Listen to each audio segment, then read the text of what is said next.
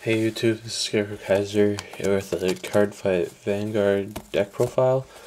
This one's going to be on Grandblue. I don't have all the stuff for it, so I've got like some proxies here, but that shouldn't matter if you're interested in just deck detail and information on the deck and stuff. Yeah, I just had some of it, and I just proxied it out so I could actually get some hands-on experience playing the deck, because if you want to be good at any card game, you need to learn all the decks, like how to play them so that you know how to play against them, and just to see the deck was good, whatever. So, obviously, starter, guiding zombie, and then standard triggers, the 8 crit, the 4 stand, and the 4 heal. Yeah, pretty much standard. Only thing I want to mention on them is the Banshee. Banshee's really good. Don't overlook this effect. The effect can be very helpful. Alright.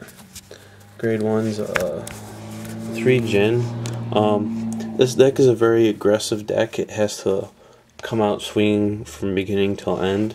I wouldn't play 4 because of it, because you need more. I'd be more worried about my offense than my defense, but 0 guards are obviously good in everything.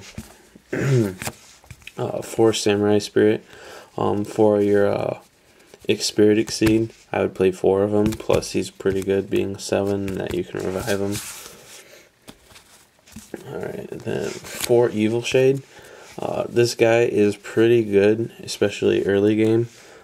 He can pump up to be a 10,000 booster and mill 2. So he's helpful for getting your grade 3s engraved to revive, and getting your Captain Knight Miss engraved so that they can start be boosted. Late game, I don't know if I would. Well, mid game, I wouldn't probably use his effect too often, because you don't want to be discarding your triggers.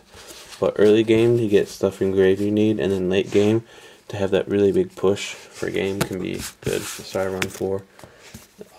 2 Dancing Cutlass. This card's pretty cool, but I don't think I would, but because he's weak, I don't know that I would play 3 of him, or 4, but I do like him. He's a pretty good card.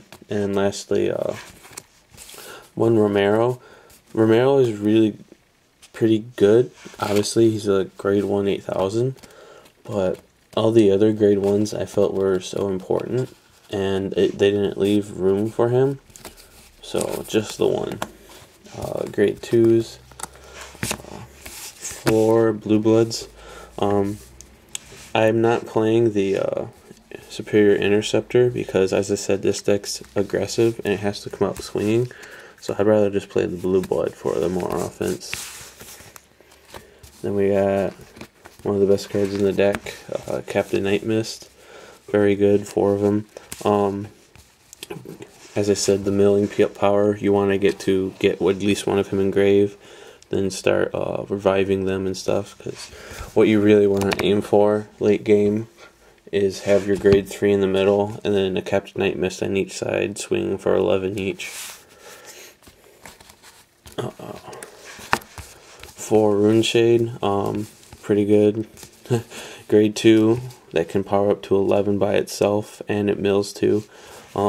As I said, just like Evil Shade, it's useful like early game, getting like what you need engraved, your Captain Knight Miss and stuff, and plus late game, that extra little boost powering up can be just the more power you need to go for game. Don't mill too much though. And grade 3s, we got 3 Monster Frank. Monster Frank is useful if you mill him, but you didn't draw your grade 3. He can be useful to get out there or get out there a turn early. If your opponent actually deals you 3 damage by you get to turn 3. 2 Spirit Exceed. Kind of same reason as like Monster Frank, but like if you don't need damage for him, you just need the 2 spirits to summon him. And then last, 2 Shaman. He's pretty weak, and you don't usually want him to be your Vanguard, but because of this deck being such an aggro style, this deck losing cards can be very disastrous because it has to be aggro and kind of overextend sometimes, and you can get your stuff picked off, like if you go against Kagero. So this guy is really useful by giving you that plus, just like the Dancing Cutlass does, so you can recover field presence and keep hitting heavy and putting pressure on them. I don't run the Octopus guy, Demonic King, whatever his name is. I think he's pretty terrible. With this deck and you reviving people like Captain Nightmist and stuff, you're never going to have the 5 damage to Mega Blast. Second, Mega Blasts are usually terrible. And third, he can be big, he can be 12, but with all the milling you're already doing with this deck, I really don't want to be soul charging, taking more stuff like triggers out of my deck to begin with. Third, what was the last card I was going to mention? I think that covers it for here.